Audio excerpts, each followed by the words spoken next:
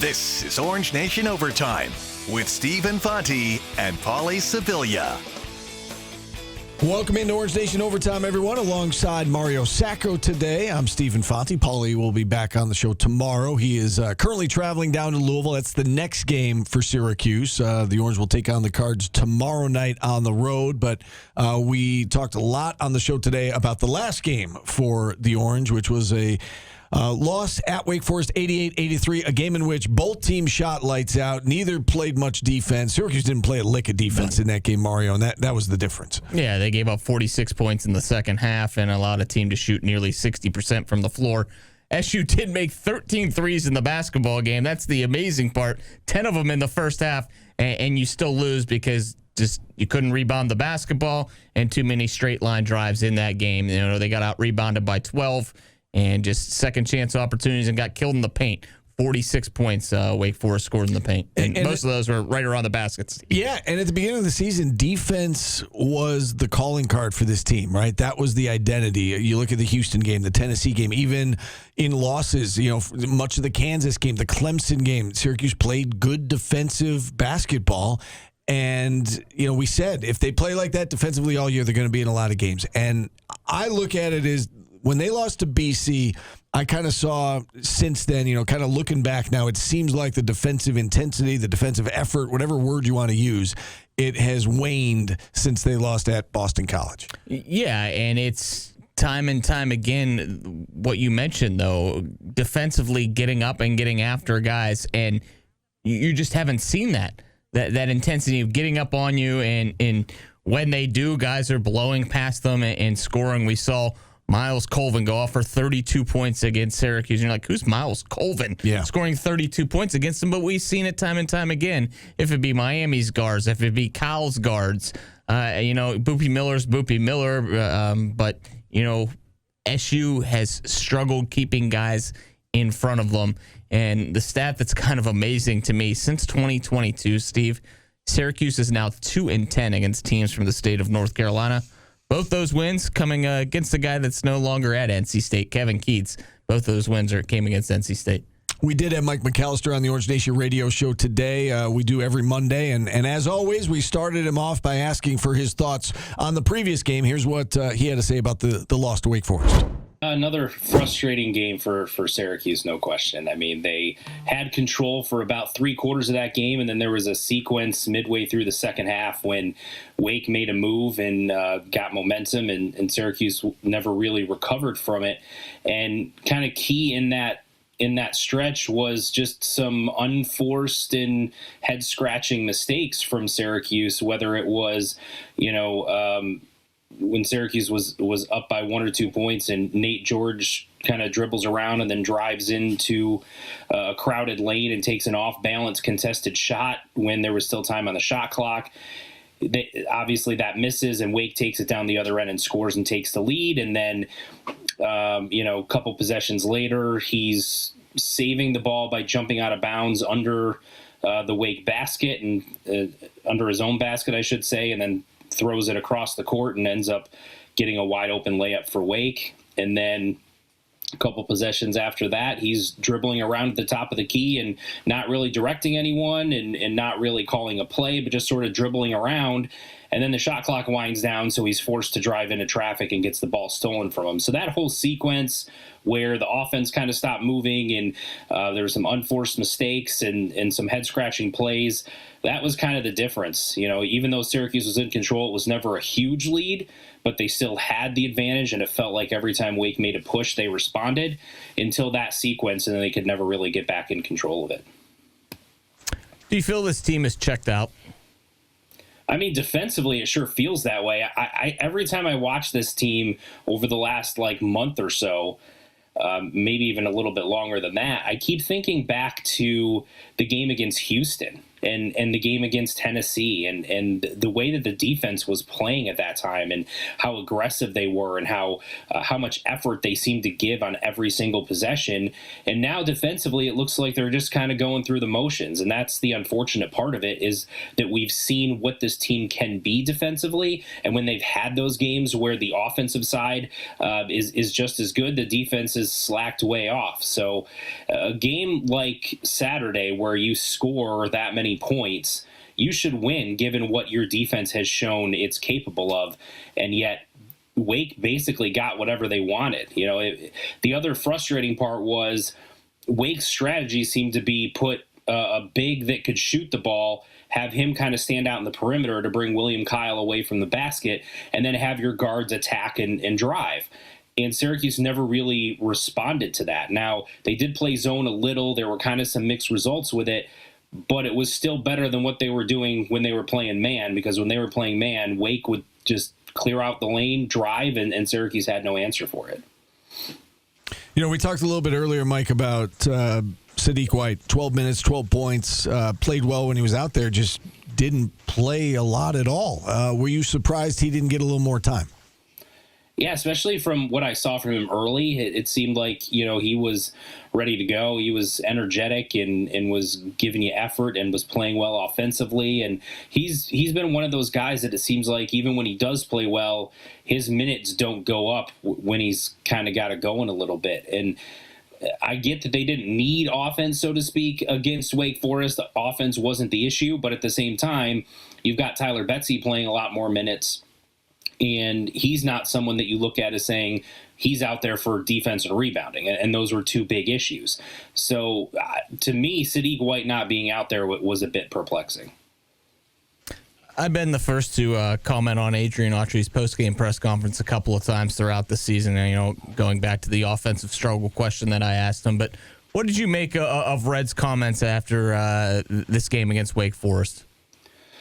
Yeah, it was kind of the first time when it sounded to me like he thinks that they're not all there, in terms of mentally trying to do everything they can to win the game. And he's mentioned all season about how this team fights and this team, continues to fight even with all the noise and whatever. And this was kind of the first time it felt like that Red took a step back and just said, I didn't see the level of fight that I was expecting. Which is unfortunate because this game was very winnable, and I get what the season is, and would this win have really changed anything? No, but you still want to win as many games as you can, and it was a very winnable game, and it just felt like it was more about Syracuse and what they didn't do than it was about what Wake did. I think maybe he should have made those comments sooner, try to light a fire? Maybe, but I got to imagine that those conversations are being had behind the scenes, and some people just don't want to throw their players under the bus in any capacity if they can help it, and perhaps he just didn't want to, and that's why we didn't hear it earlier. Would it have made a difference? I don't know, but the players in the post games have kind of said, look, this is on us, and we're the ones not giving the energy and all of that. So clearly that's there, they just haven't corrected it. So if they know about it and nothing's being done to correct it, I'm not sure Red saying it in a previous post-game press conference really would have changed much. Do you feel this team had a leader all season long? Man, I thought early in the season that Donnie Freeman was becoming that. I saw some things the first few games, and in particular the Monmouth game, where it seemed like he was getting guys together in the huddle and he was talking to guys, and the Monmouth game in particular, everyone else seemed to be struggling. He just kind of said, give me the ball, I'll take care of this one. And it felt like he was kind of growing into that role and learning how to be that. And then when he went out and was gone, it felt like it was kind of leadership by committee. And then when he came back, it's kind of felt like things just haven't clicked and something's off, and there hasn't been that guy that, the Eric Devendorf type who's going to get in people's faces and say, well, this is unacceptable, we're not playing like this, we need better effort or something like that. Syracuse has always had those types of guys, and it doesn't feel like this year's team does. In terms of what comes next, Mike, we all assume that in the next couple of weeks, the head coaching job will become open and they'll be searching for their next guy. How much should the thoughts of former players like Melo, like John Wallace, how much should those guys have a say in what happens next? I don't think that they should have decision-making power. But I have no problem if you want to consult the John Wallaces, the Eric Devendorfs, and those types, players that have been parts of your program and are still, when you have big games, they're in the stands and whatever. I don't think there's any issue with calling them up and saying, what are your thoughts on, who the next head coach should be from a generic standpoint, or even, hey, Mike Hopkins, Jerry McNamara, what would your thoughts be if they were the next head coach? Just getting some of any piece of information you can. The difference with Melo is he's got a kid on the team. And so if Kyan comes back and the whole process, this whole process is with that kind of in the background, that the expectation is that he's coming back, then Melo's input is a little bit different, because I think he's got the trying to say what's in the best interest of the program versus what's in the best interest of my son. And even if there's not some sort of conscious bias there, that subconsciously could, have some sort of impact on what his opinion is. I'm not saying that you disregard it. I don't think you disregard it. I think you have conversation with him and take it all into account. But you kind of have that little asterisk next to his opinion because he has a kid currently on the team versus a John Wallace or an Eric Devendorf don't. So they, in theory, wouldn't have that conflict going on. When you kind of have this lame duck situation as a coaching staff and you talk to the recruits, how has this hurt Syracuse on the recruiting front for next year? Because you saw at the beginning, kind of in the summer, names of SU being in the runnings for a couple of these big name guys, and now you're hearing nothing, and the recruiting is pretty much gone by the wayside. Yeah, I mean, look at last year's recruiting class with Kyan and Sadiq, right? They had a highly rated recruiting class, 2 highly rated players that came in, and then some other guys as well. And this year's class has exactly 0 players that are committed or signed, and that's not.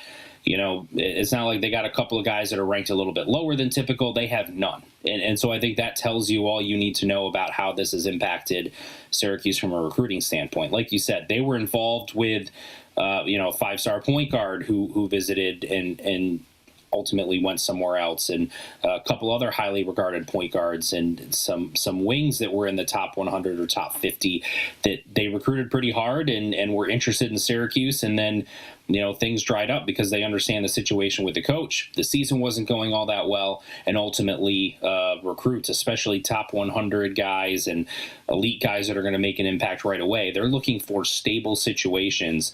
And right now Syracuse is not that, and that really cost them in the 2026 recruiting class, which is why whoever the next guy is going to come in and really have to hit the portal very hard to probably get a couple more players than what you would otherwise do. We closed out that interview with Mike McAllister by touching on men's lacrosse and women's basketball. And I guess that was the silver lining from the weekend, right? Was that the men's lacrosse team came back and won at Penn in overtime. The women's basketball team took care of business against a last place BC team, and they're heading into the ACC tournament as the 7 seed. I guess we'll start with men's lacrosse. The term season-saving win came up a couple times on the show today. Do you think it was a season-saving win? I definitely do, because of the way that SU is played outdoors. The success that they have in the Dome, but, they have struggled outside for whatever reason that it is. In the Princeton game on Friday, Joey Spallina is held scoreless in that game. He bounces back and has a 4-point game against Penn.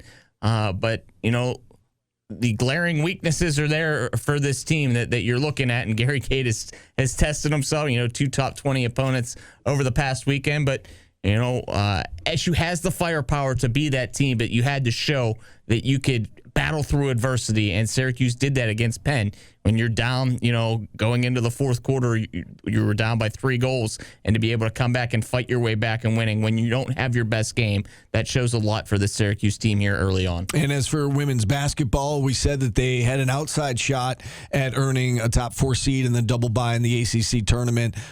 Couldn't get the job done down the stretch. NC State, Notre Dame, both tough road games that they just couldn't get over the hump in those games. And and they settle for a 7 seed, which means they still get to avoid that first day, but they've got a difficult matchup right out the gate. Yeah, and the difficult matchup comes after Cal and Wake Forest. Cal took you to triple overtime, so if they would beat Wake Forest, that's who you're going to see. And then in that quarterfinal round, you got Louisville waiting in the wings, and we saw what Louisville did to them here in the Dome this season. So yes, the challenge is there, but Coach Jack last week said she brought her players in for a meeting. This was last Wednesday. All the senior captains of the basketball team, and said, I thank you for the season that we have right now, but I want to see more. What is left? Or don't just be satisfied. And I don't think this team is just satisfied with where they are right now. I expect them, hopefully, to pick up a win in the ACC tournament, something they haven't been able to do under Coach Jack, and that starts this week. Yeah, and again, win or lose against Louisville, the good news is that they're in the NCAA tournament. Right now probably an 8 or 9 seed, and that's not going to change. They're not going to fall out of the tournament if they lose to a really good Louisville team. So they are safe, and now it's just kind of like you're playing with house money. Can they move up? Can they move off of that 8-9 line? That's a question that's going to be answered within the next week or so. We did have Tim Leonard on our show today. He calls the games for both men's lacrosse and women's basketball, of course, and we started him off with our segment we call Today's Business by asking him about the men's lacrosse team and what has happened, what has changed since that victory over Maryland. The offense, it seemed like Princeton really changed things up from a defensive perspective from what they did against Syracuse in the quarterfinal round last year to this past Friday. Princeton was sliding early after they did not slide really at all to Syracuse in the quarterfinals last year. They packed it in completely. They mixed in some zone. They were daring Syracuse to shoot from the outside. And Syracuse didn't really have a lot of outside shooters last year when they had Owen Hiltz on the team. They don't have Owen Hiltz anymore.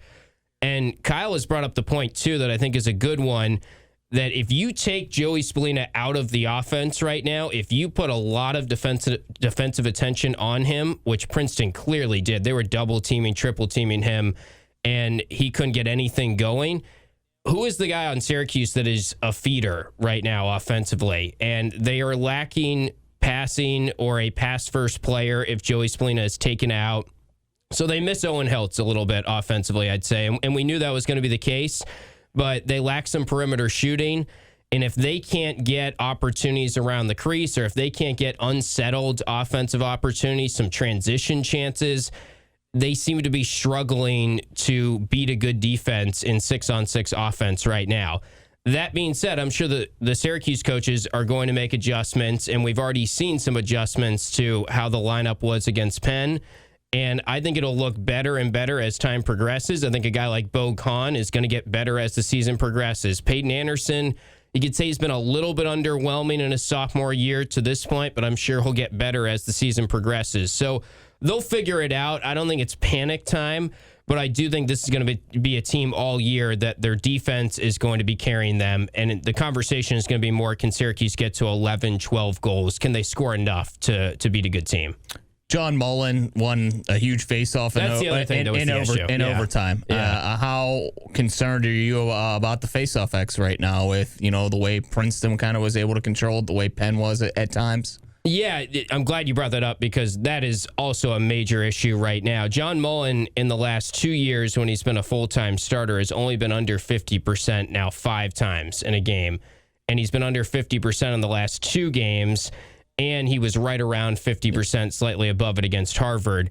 He clearly is in his head a little bit, and I talked to Gary Gate about this, and he's trying to get him to not play the whistle because there's a different cadence depending on the referee of what the whistle is, depending on if you're at home, if you're on the road. They're trying to get him to just be a little bit more instinctive out there, not try and guess on the whistle as much.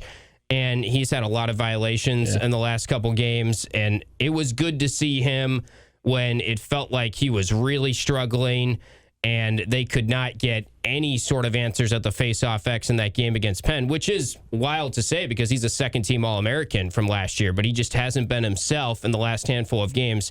It was good to see him dig deep and get that face-off in overtime. They won the last 3 face-offs of the game from John Mullen, so hopefully this was just a little bit of a lull for him, and he'll break out of that, and he'll be more like himself. And credit to Syracuse for winning the game against Penn where they just couldn't win faceoffs all game until the very end, basically. And that was really the only time kind of getting to the cage with Leo's game-winning goal, Exactly. So they haven't had any of the face-off wins out of the front to get. It's been all 6-on-6 offense for them. They actually have been pretty good on the man-up offense. That's been a lot of their goals in the last couple games. So credit to their man-up offense, but they need to find a way to be better in 6-on-6 offense right now. Mike McAllister said earlier that it felt like a season-saving win as much as you can have a season-saving win in February / the beginning of March. How important was that win? Like, if they lost that game, what would have been the fallout, I guess?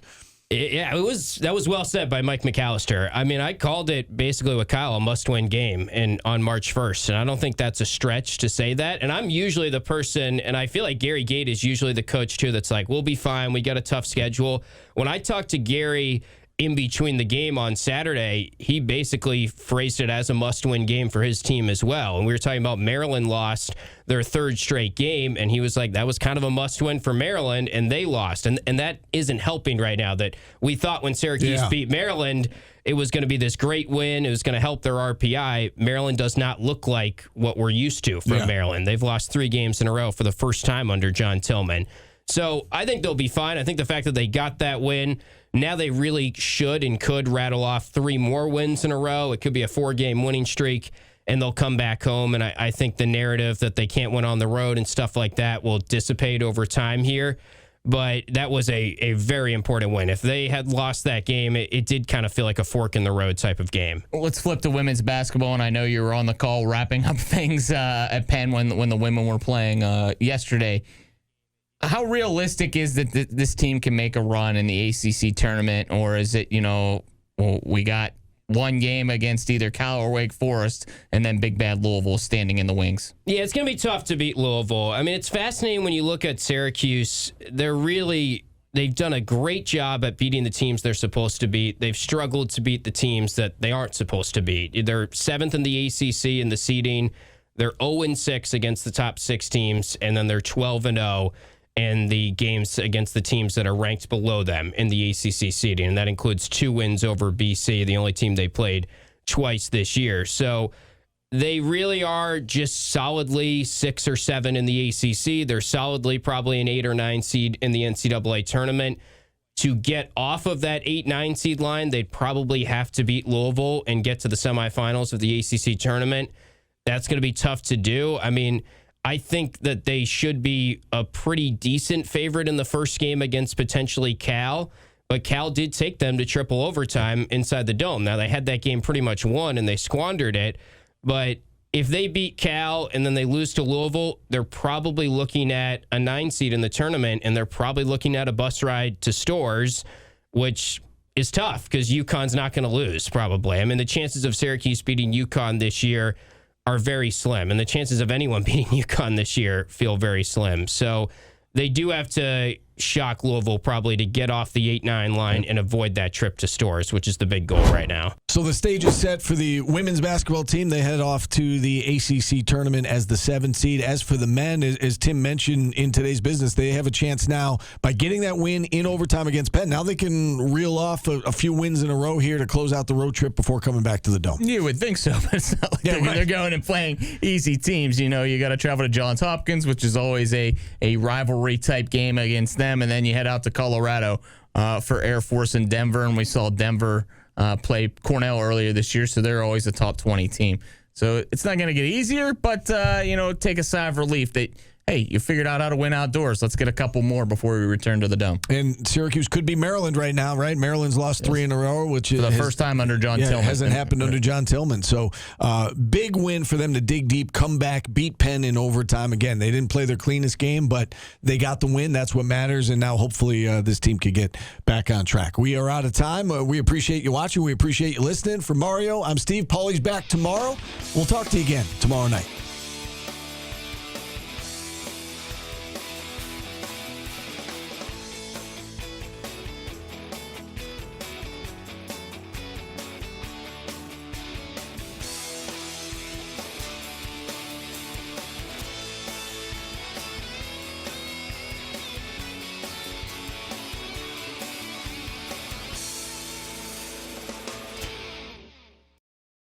Download the WSYR Plus app on your TV to stream News Channel 9 for free. Just go to your smart TV, search WSYR Plus in the App Store, and download to start streaming today.